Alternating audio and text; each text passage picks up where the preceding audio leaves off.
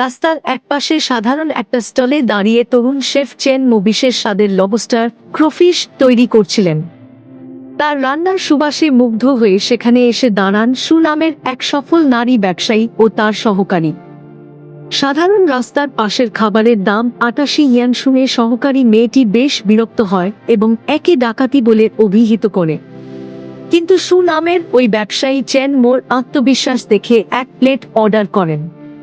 প্রথম কামড়েই সু বুঝতে পারেন এটি কোনো সাধারণ লবস্টার নয়।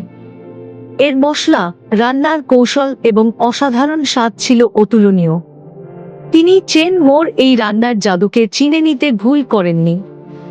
সঙ্গে সঙ্গে তিনি চেন মোকে তার সাথে কাজ করার প্রস্তাব দেন এবং অগ্রিম হিসেবে ১০ লক্ষ ইয়েনের একটি চেক উপহার দেন। তবে চেন মো টাকার বিনিময়ে নিজের রেসিপি বিক্রি করতে রাজি ছিলেন না। তখন সু তাকে বলেন এটি রেসিপি কেনার টাকা নয়, বরং তার প্রতিভায় বিনিয়োগ। তো গাইস, প্রতিদিন এইরকম ভিডিও পেতে লাইক এবং সাবস্ক্রাইব করো।